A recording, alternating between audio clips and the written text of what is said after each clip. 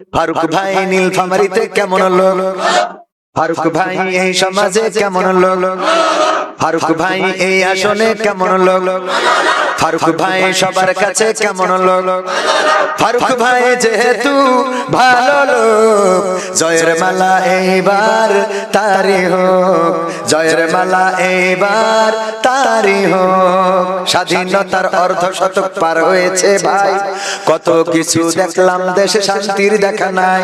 ইসলামেতে শান্তি আছে মানে না ভাই যারা, নতুন করে ফ্যাসিস্ট হয়ে আসবে আবার তারা। জমিন যাহার আইন তাহার চালাতে হবে ভাই, সেই কাজেতে ফারুক ভাইয়ের নাই রে জুড়ি নাই। দুর্নীতি আর মাদক মুক্ত নীলফামারী গড়তে হলে ফারুক ভাইয়ের আহ্বানে এসো দলে দলে। ভালো কাজের কাজী যেজন, ভালো কাজের কাজী যেজন, আমরা হব তারি লোক। ফারুক ভাই এই সমাজে কেমন লোক, ফারুক ভাই নীলফামারীতে কেমন লোক, ফারুক ভাই সবার কাছে কেমন লোক, ফারুক ভাই সবার কাছে কেমন লোক, ফারুক ভাই যেহেতু ভালো করিলে থাকবে না রে ভয়, নেই ইনসাফ সততা দিয়ে করবে জগৎ জয়। চাচা বাজার সন্ত্রাসীরা কাঁপবে থর থর, সবার মাঝে সুখ বিলাবে হোক সে আপন পর। বস্ত্রহীনের বস্ত্র দিবে, অন্নহীনের অন্ন, ফারুক ভাইয়ের দরকার আছে সবার সুখের জন্য। এই জমিনে খোদার আইন দেখতে যদি হয়, ফারুক ভাই নীলফামারীতে বিকল্প কেউ নয়। ভালো কাজের কাজী যেজন, ভালো কাজের কাজী যেজন, আমরা হব তারি লোক।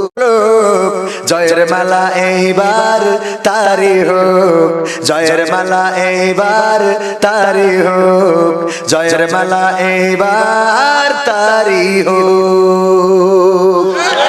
রাজি আছেন আপনারা? উনি যতক্ষণ কোরআন, রাসূল, আল্লাহ, আল্লাহর দ্বীন এটার পক্ষে আছে, ততক্ষণ আমরা উনার পক্ষে আছি। এটা থেকে যদি উনি এক চুল পরিমাণ সরে যায়, আমরাও উনার সাথে আর।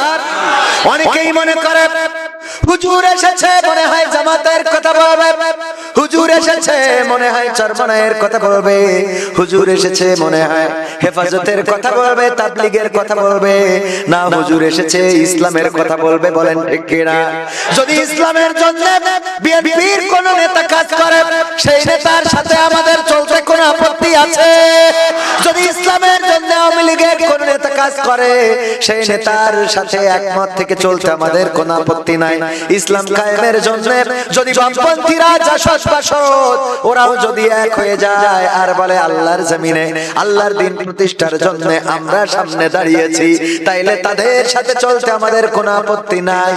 কিন্তু যদি জামাত ইসলাম সহ যে ইসলামী 8 দল একমত হয়েছে, ওরা যদি বলে আগামী দিনে আমরা ক্ষমতায় আসার পরে ধর্মনিরপেক্ষ মতবাদ কায়েম করব, তাইলে এই 8 দলের সাথেও আমরা একমত হব না।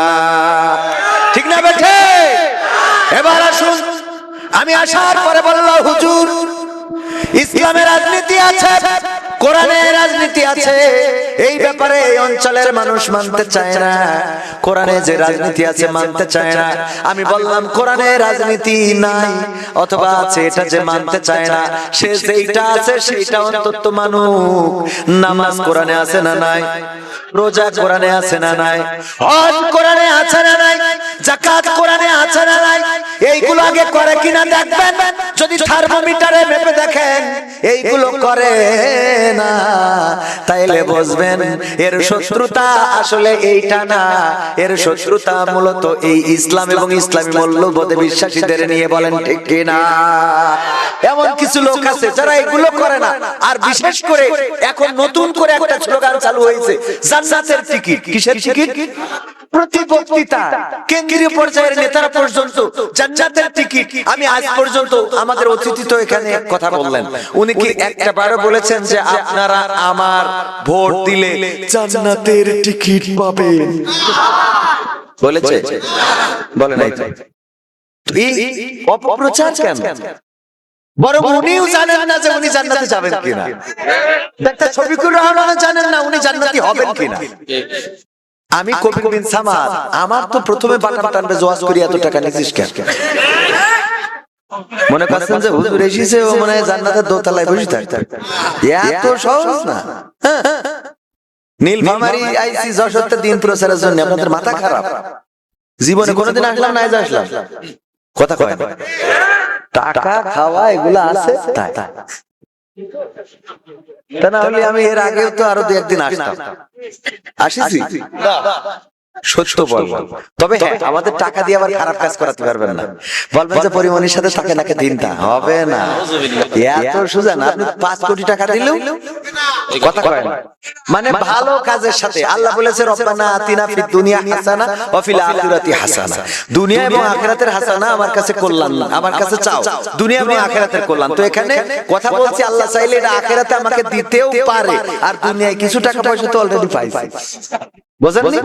আবার আপনারা যারা এসেছেন তারা আমাদের থেকে উত্তম, বলেন আলহামদুলিল্লাহ।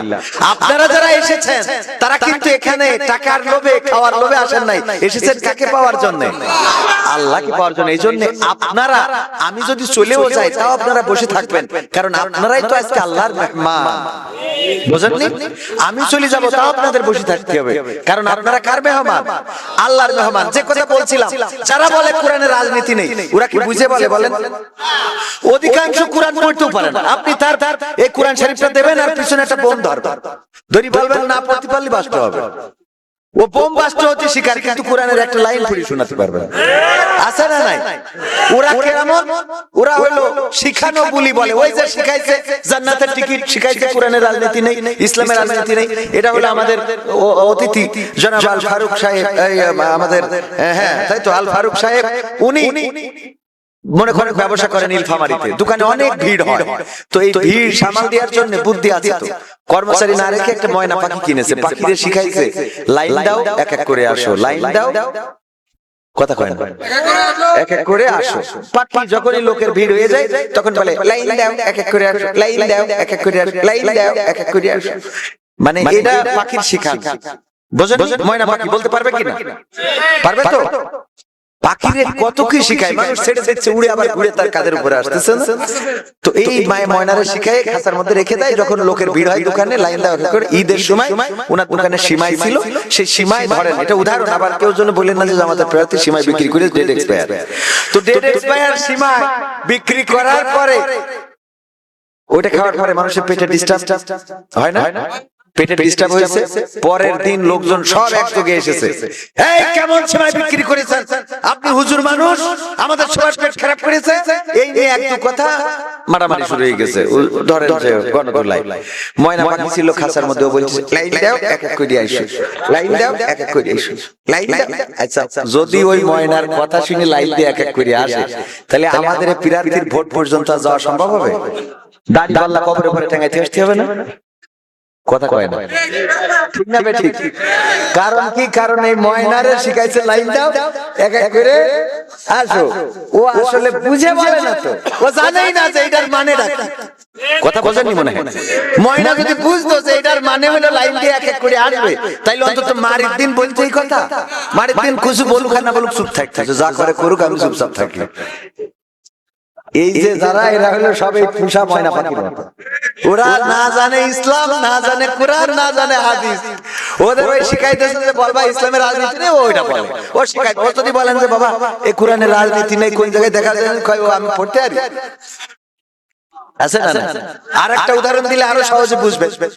একজন ইমাম ছিল খুড়া, কি চেনেন খুড়া? আর একজন মুসাল্লি ছিল কান, চোখে কম দেখে, মানুষ বলে কান। নামাজের সময়, নামাজের মাগরিবের নামাজের আগে দুইজনে তর্ক করতেছে, বিতর্ক করতেছে যে এইবারে বাংলাদেশে বিএনপি ক্ষমতায় যাবে।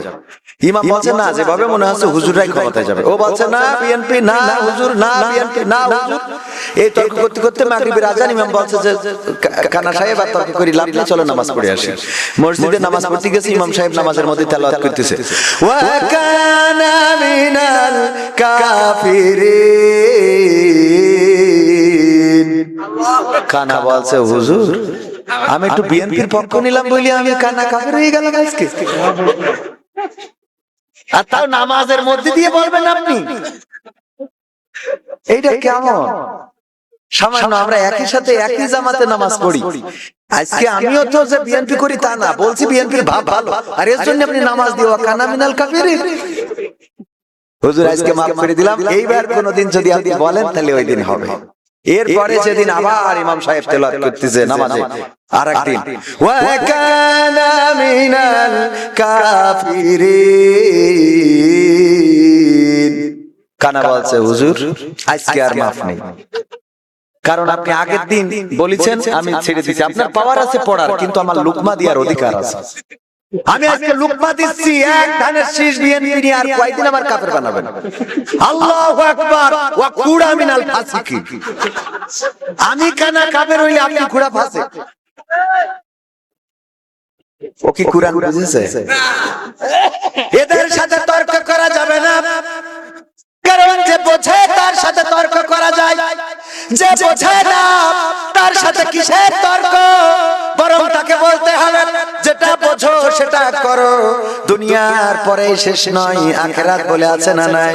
পরকালের ময়দানে বিচারের কাঠগড়ায় যেদিন দাঁড়াবো, আমরা তোমাদেরকে সাবধান করলাম।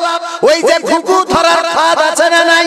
ঘুঘু ধরার ফাঁদের মধ্যে একটা ঘুঘু রাখে, ওই ঘুঘুটা যখন ডাকে ঘুঘু ঘুঘু ঘুঘু ঘুঘু, এটার সাথে আর একটা বুনো ঘুঘু কণ্ঠ মিলাই আছে না নাই?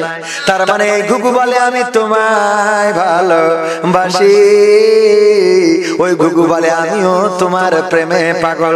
এই বলতে বলতে দুইটা ঘুঘু যখন আসতে থাকে, পাশার একটা ঘুঘু বলে ওগো ভাই ওদিকে যেও না, কারণ ওই যে ঘুঘুটা ডাকতেছে এটা কিন্তু একটা ফাঁদ, ওখানে ওই ঘুঘুর মালিক আছে, ও যে তোমাদের ডাকতেছে ওখানে ওর সাথে যদি মিছিল করো, ওর সাথে যদি স্লোগান দাও, দিতে দিতে দিতে দিতে যখন ওর কাছাকাছি পৌঁছাবা তখন অ্যাটাক হয়ে যাবে, তোমারে ওই মালিক ধরে নিবে, তারপর জবাই করবে, তারপরে পশমগুলো ছুলবে, তারপরে কাটবে, তারপরে কড়াইতে গরম তেলের মধ্যে দিয়ে রান্না করবে, ভুনা করবে, তারপরে পরিবারের সবাই মিলে কটকট কটকট করে চাবিয়ে চাবিয়ে তোমার ওই নরম হাড়গুলো পিষে খেয়ে ফেলবে।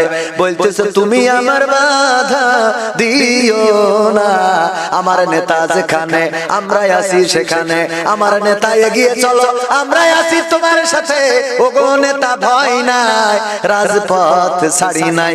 এই কথা বলতে বলতে ঘুঘু যখন